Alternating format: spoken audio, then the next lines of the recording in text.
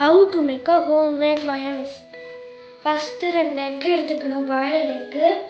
அப்புறம் 3 ஜிஞ்சர்ஸ் எடுத்துக்கணும். கட்டு 3 கார்லிக் எடுத்துக்கணும். அப்புறம் வந்து 1 டீஸ்பூன் பெப்பர், 1 டீஸ்பூன் பெப்பர். அப்புறம் 1 டீஸ்பூன் சால்ட். இந்த மாதிரி உட்டன் இதை ஸ்பூன் எடுத்துக்கிட்டா கொஞ்சம் ஈஸியாக இருக்கும். இதை ரைஸ் பண்ணணும்.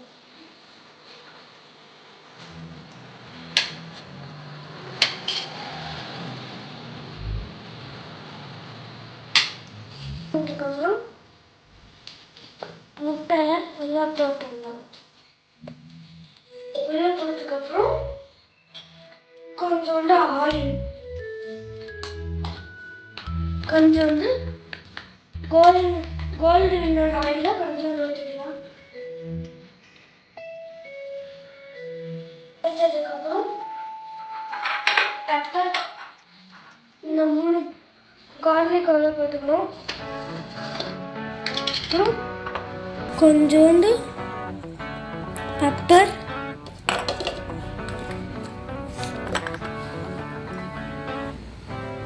கொஞ்சோண்டு சால்ட்.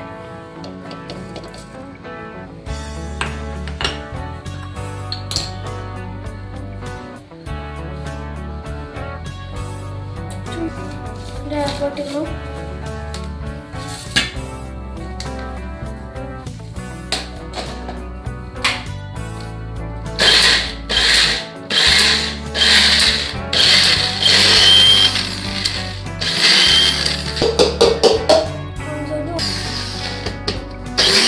இந்த மாதிரி டீஸ்பூன் எடுத்துக்கிட்டு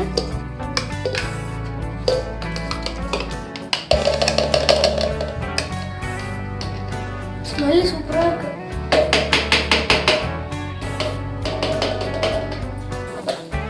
வேணும்னா வாட்டர் இல்லைன்னா ஆயில் ஊற்றிக்கலாம். நான் இப்போ கொஞ்சம் ஆயில் ஊற்றிக்கிறேன்.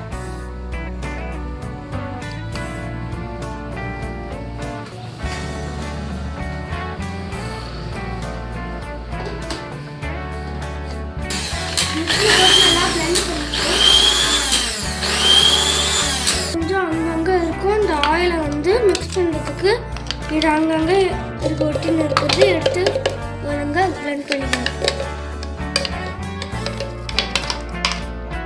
அப்புறம் பிளெண்ட் பண்ணிக்கலாம்.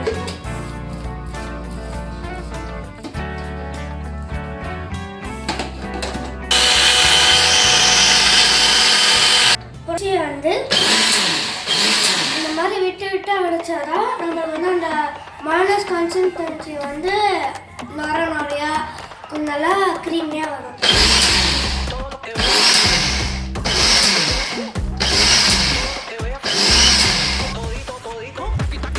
Homemade mayonnaise ready.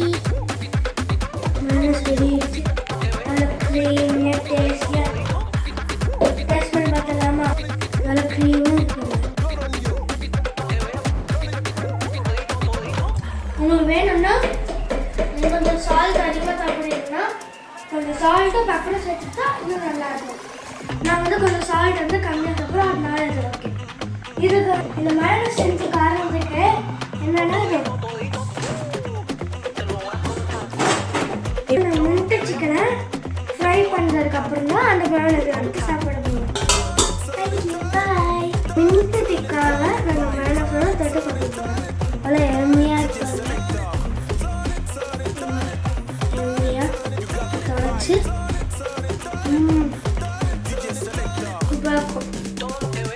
நீங்களும் ட்ரை பண்ணி இந்த மாதிரி செஞ்சு உங்கள் தந்தூரியில்